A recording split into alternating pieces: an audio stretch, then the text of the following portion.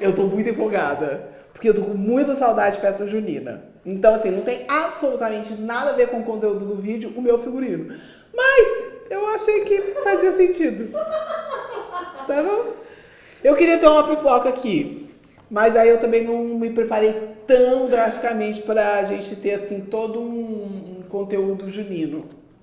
A gente vai ver a diferença de projeto executivo e anteprojeto hoje, tá? Mas, assim, manda ver no quentão.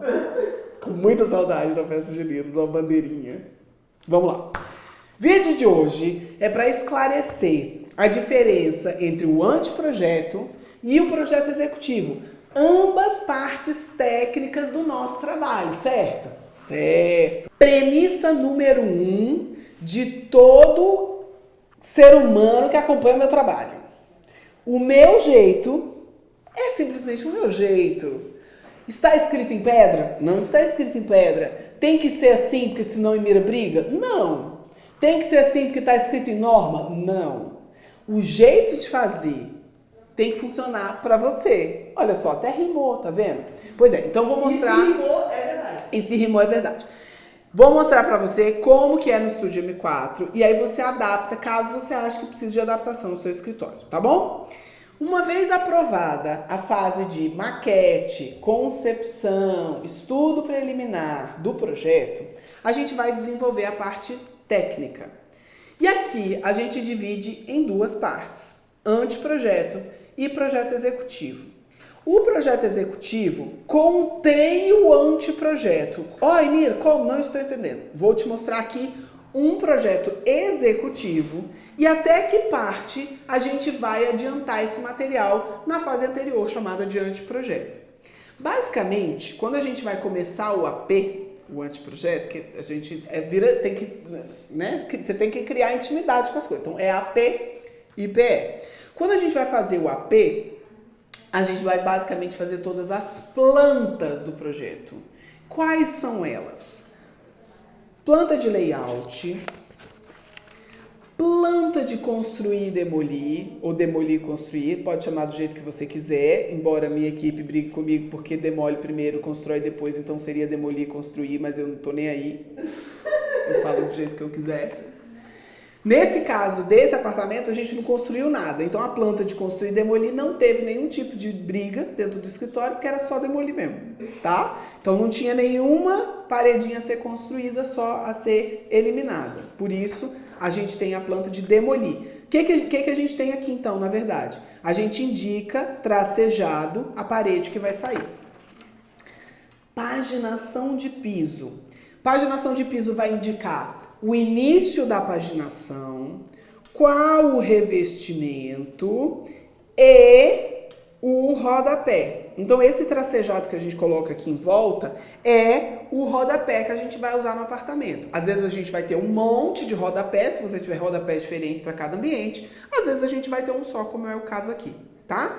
Então, são essas três as informações importantes de uma planta de paginação. Rodapé, material e o início de paginação. Depois a gente vai ter um mapa de revestimentos. Isso aqui não é super comum de fazer. Isso foi uma forma que a gente criou, desenvolveu aqui no escritório, que tem feito muito sentido pra gente. É pegar uma planta e, a partir dessas indicações de linhas, a gente dizer quais são os revestimentos que vão acompanhar as nossas paredes. Isso vai ser mais detalhado no projeto executivo, mas é importante que a gente tenha já um primeiro guia aqui nas plantas para posicionar as coisas, ficar mais fácil de concentrar essas informações de revestimento de parede. É diferente da planta de paginação de piso, tá?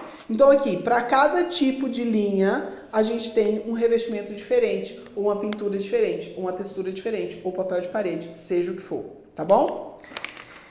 Forro. A gente, se tiver forro, porque às vezes a gente simplesmente não tem forro. Mas se a gente tem um detalhe de forro, tá aqui. E a gente precisa indicar isso em planta e precisa mostrar os detalhamentos, porque isso pode ser uma sanca, pode ser simplesmente um forro reto, o cortineiro pode ser iluminado, pode ser reto. E aí a gente precisa estar com isso tudo detalhado aqui. Depois a gente vem com a parte de instalações. Hidráulica. A parte de planta hidráulica ou hidrossanitária, ela vai variar o desenho de escritório para escritório. Tem escritório que vai colocar o ponto. No nosso caso, a gente coloca o eixo do equipamento hidrossanitário. E aí você vai fazer da forma como você achar que deve, o que não pode é não ter. Tem que dizer onde que tá, porque senão se o ponto de água do filtro ficou exposto e não ficou atrás do filtro, você não pode culpar o empreiteiro. A culpa é sua que não detalhou onde é que estava o ponto do filtro, tá bom? Iluminação, uma das plantas mais complexas que a gente tem. Por quê? A planta de iluminação precisa dizer qual a luminária, onde ela acende, onde ela está e com quem ela acende junto. Tudo isso precisa estar claro na planta de iluminação. E aí a gente vai posicionar isso e tentar deixar isso o mais claro possível, da forma mais didática possível. Essa é uma planta que está constantemente em ajuste no Estúdio M4.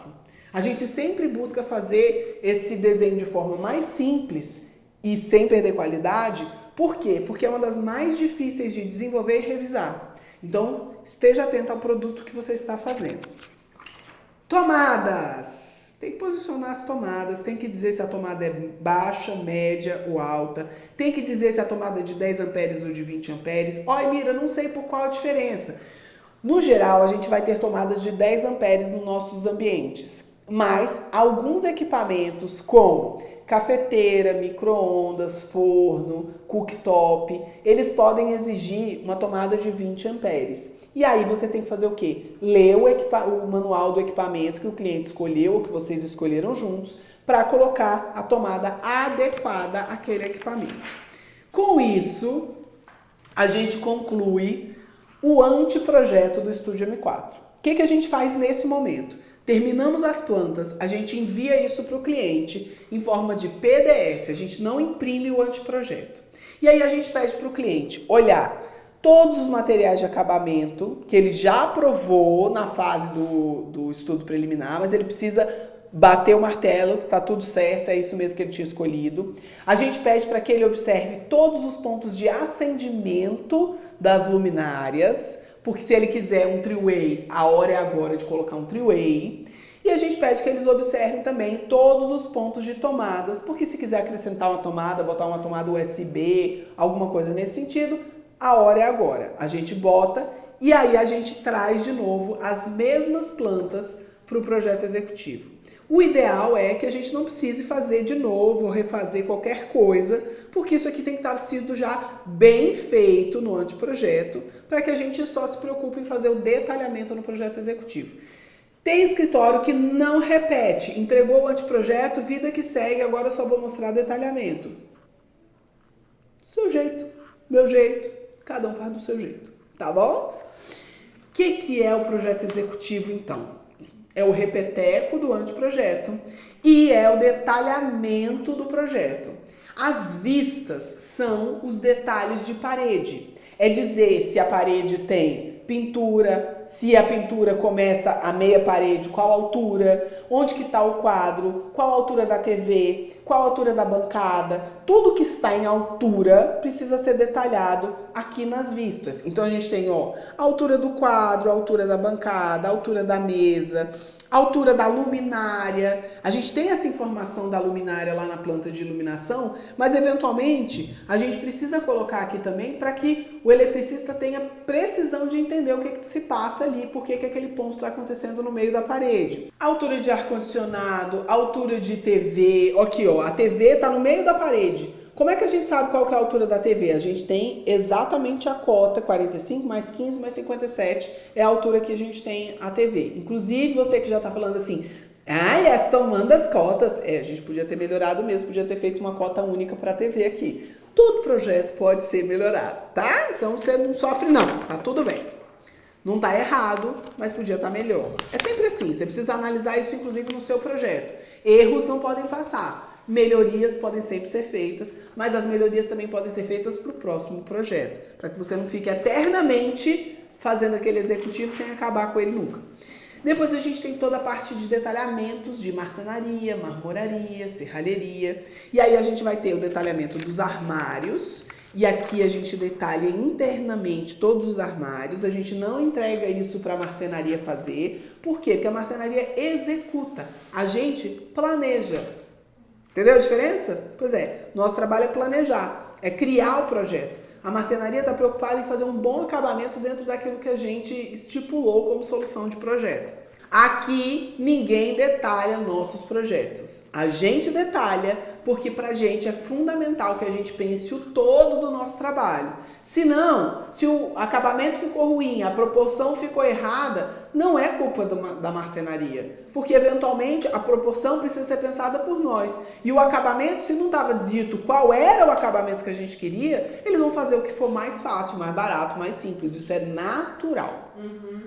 Marmoraria, ou seja, detalhamento de todas as bancadas. Ainda que a bancada seja em porcelanato, a gente sempre inclui na marmoraria também, porque é o detalhamento do que seriam pedras, bancadas, nichos, tá bom? E aí aqui a gente tem que dizer o quê? A gente tem que colocar as informações da bancada, o posicionamento das peças, para que na marmoraria o corte seja feito do tamanho que a gente previu. Isso vai estar detalhado exclusivamente aqui, não vai ter essa informação em outro lugar. Não dá pra gente misturar detalhamento de armário com detalhamento de bancada, porque ou fica confuso demais ou falta informação. Então é importante, é para detalhar armário, esquece a bancada. É para detalhar a bancada, ninguém fala de armário aqui. Ele tá só fazendo um molho no nosso desenho, mas ninguém tá falando nada sobre armário. A gente tá falando a altura da bancada, a altura da saia, a parte da área molhada, da área seca, entendeu?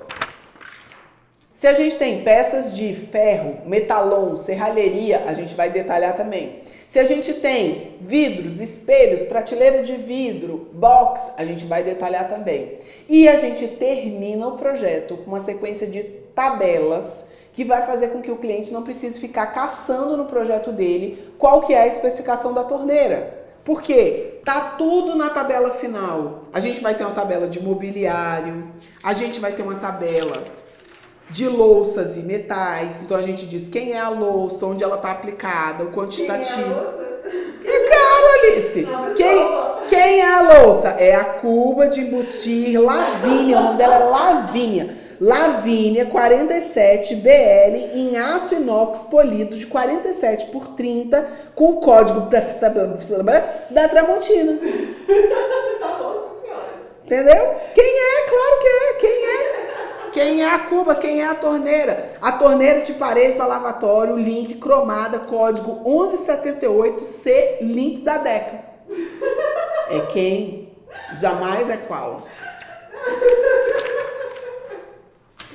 Temos os materiais de acabamento de parede, de piso e de teto. A gente coloca todo mundo junto e a gente indica se tem rejunte ou não, onde está aplicado, se é um acabamento que vai ser aplicado no piso, na parede ou no teto, o quantitativo, a unidade e no caso de clientes aqui em Brasília, a gente indica também onde que ele vai encontrar esse material. Então é muito importante que a gente traga tudo isso aqui, porque, primeiro, o cliente não precisa procurar no projeto. A gente reduz a quantidade de erro, a gente concentra essas informações. Se você for fazer o orçamento dessa obra, você vai agradecer o seu eu do passado por ter feito isso daqui, porque é com base nesse levantamento que você vai fazer o orçamento da obra. Combinado? Muito bem, e com isso você finaliza o seu executivo, imprime, coloca, encaderna, se você quiser encadernar ainda mais bonito que o Estúdio M4, encaderna, bota uma capa. Esse aqui tá sem capa porque é o quê? Material interno aqui da gente. A cliente já tá com dela faz muito tempo, tá? Esse projeto, inclusive, já tá lá no canal do Estúdio M4, o tour na obra, então faz um tempinho. Vou dizer pra vocês aqui, ó, que carimbo que se preze tem data, né? 5 de dezembro de 2019. Beijo.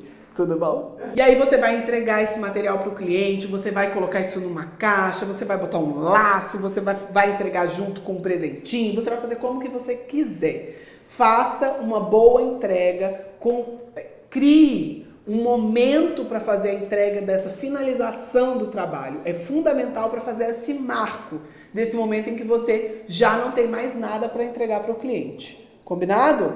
Coloca nos comentários se te esclareceu alguma coisa, ficou com dúvida, coloca também. Se precisar, eu mostro isso detalhadamente numa live aqui no canal. Por hoje é só, até a próxima. Tchau! Tchau!